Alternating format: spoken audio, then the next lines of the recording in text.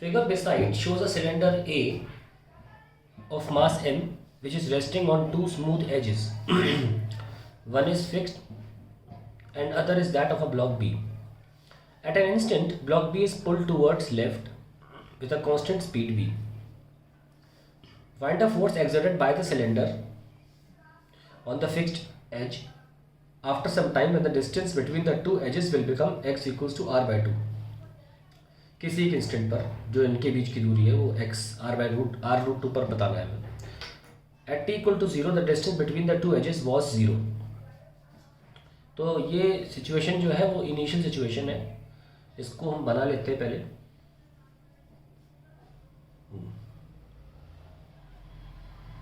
तो सिचुएशन ऐसी थी स्टार्टिंग में,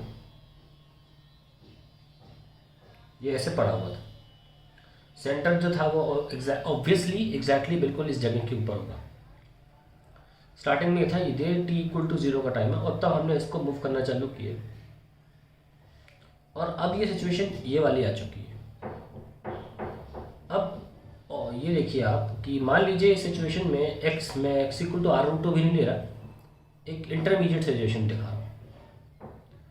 तो मान लीजिए x है, तो ये दूरी कितनी है बिल्कुल बीच की, ये x/2 है ना, दिस इज x/2.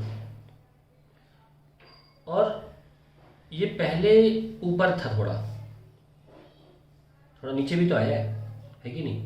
पहले ये जो r था ये इस हाइट पर था, तो ये नीचे भी आया है. तो ये नीचे भी लगातार आया जा रहा है और इसी इंस्टेंट पर मान लेते हैं ये y distance above the fixed edge है. इन दोनों में इन तीनों डिस्टेंस में एक डिस्टेंस ये है रेडियस, जो अभी नहीं बदलता.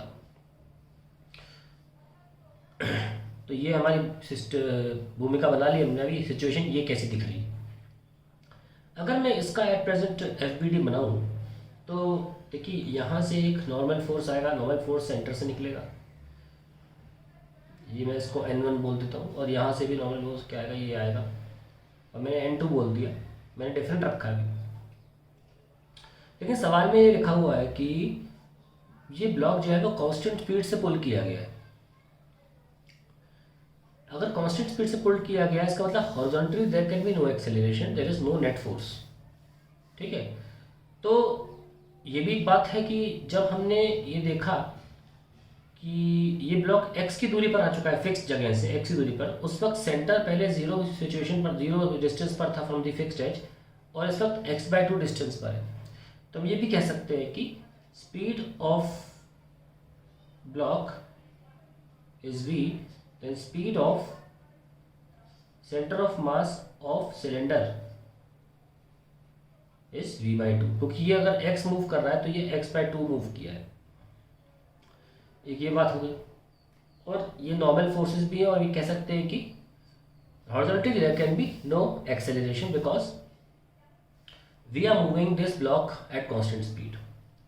So अगर मैं ये एंगल थीटा ले लूँ तो ये हो जाएगा n1 cos थीटा और ये हो जाएगा n2 cos theta. Angle same रहेगा क्योंकि रेडियस सेम है. That means we can write n1 cos theta equals to n2 cos theta. That means normals same होंगे, नॉर्मल फोर्सेस सेम होंगे, और दो फोर्स ऐसे लग रहे होंगे, n2 sin theta, n1 sin theta. पर n1 n2 सेम है तो क्यों ना मैं ऐसे n ले लूँ. अब मैं इसकी FBD बना सकता हूँ कि मान लीजिए हमारे ये सिलेंडर है, नीचे इसका वेट लग रहा है mg, ऊपर इसको दो फोर्स लग रहे हैं 2n sin थीटा. ठीक है. और ये नीचे आ रहा है, नीचे तो आ ही रहा है by some acceleration a. Horizontally लेकिन देयर इज नो एक्सेलरेशन, पर नीचे आएगा तो एक्सेलरेशन तो है. तो इक्वेशन में कैसे लिखूंगा इसकी, mg minus 2n sin theta equals to ma. Then I can write mg minus ma upon 2 sin theta equals to n. ये हमें निकालना है. अब इसमें हमारे पास क्या है, हम m यूज़ कर सकते हैं, g यूज़ कर सकते हैं, m2 sin थीटा भी निकल आएगा, कोई इशू की बात नहीं है. जब थीटा आपका क्या होगा, जब x इक्वल टू r/2 होगा, बहुत आसानी से निकाल सकते हैं. जब x r√2 है तो आप निकाल लीजिए एंगल कितना होगा. भाई ये तो r हो गया और ये कितना है, ये x/2 है, तो cos थीटा से निकाल लें. cos theta is equals to base, this is x by two into hypotenuse, this is r, और एक्स कितना है आर रूट टू है, एक्स आर रूट टू बोला है ना, और टू आर, तो आर से आर कैंसिल, तो कॉस थीटा कितना आ गया 1/√2, और 1/√2 मतलब थीटा कितना हो गया 45 डिग्री, तो साइन थीटा भी वही आता है 1/√2, तो we can also put 2 into 1/√2, we become √2 only, so mg minus ma divided by 2 into 1/√2, so we'll get mg minus a upon √2, and that is the answer to the, मतलब that will be the expression for normal, expression for normal will be mg minus a by √2। अब सारा का सारा जो खेल है ना वो a निकालने का है। So now let's solve for the acceleration downwards. ये एज किसी भी वक्त के x डिस्टेंस पर आ गई होगी फिक्स्ड एज के, और जो सेंटर है वो कितना मूव कर गया, पहले एज पर ही था, दोनों एज सेम जगह थी, वो सेंटर वहीं था, लेकिन अब वो मूव कर चुका है x/2, और ये भी वेलोसिटीज चल रहा है। Now the constant relation we can form in the motion of the sphere cylinder is that ये x/2 है, ये r है, और ये हमने y मान लिया, तो हम ये कह सकते हैं कि r² is equals to x²/4 plus y², और y का अगर हम डबल डेफिनेशन करें, y से वेलोसिटी पहुँचेगा, इसी से हम पहुँच जाएंगे acceleration in the y direction, यही हमें फाइनल में रखना है, यही करना है आपको।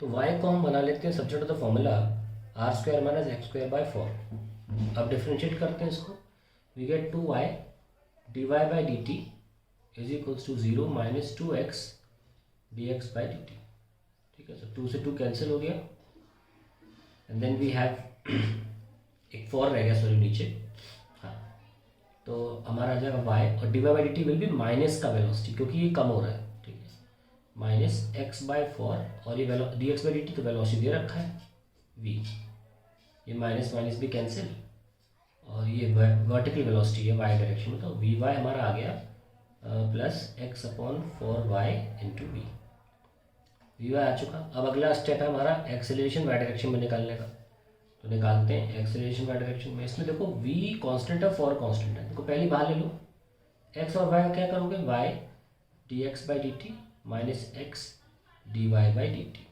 और नीचे हो जाएगा y², वो यहाँ लगा देंगे, ठीक है। चलिए शुरू करते हैं रखना। एक्सेलरेशन y डायरेक्शन में क्या होगा, v/4y², y, और ये देखो वेलोसिटी v है, माइनस x, और dy/dt क्या था, माइनस का v, तो प्लस का v y, and that is finally acceleration which we needed.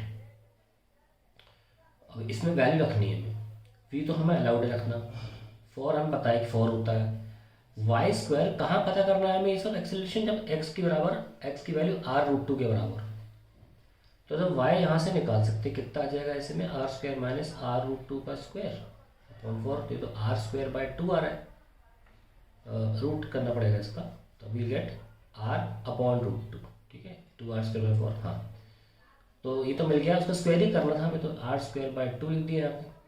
फिर y तो हम निकाल ही चुके हैं, एक बात तो r/√2 है, नाउ वी नीड वेलोसिटी जो कि गिवन है एज ए लेटर, x जो है वो r√2 है, और vy जो है वो हमें यहाँ से निकालना पड़ेगा, यहाँ से x√2 को रख के r√2 for r/√2 into velocity, क्योंकि y की वैल्यू r/√2 आई थी, तो वी गेट r से r कैंसिल, √2 और √2 मल्टीप्लाई कर 2 बन जाएंगे, तो will get v/2 as my vy, सही है सब, r√2x for y is r/√2 into v, so this r gets cancelled, √2 to √2 2/4 2 v/2, ठीक है, so we write v/2, सब लिख चुके हैं, v लेटर यूज करना अलाउड है, ये r एक हटा दो, ये 2 लिख दो, तो ay कितना आ गया हमारा, वी गेट v²,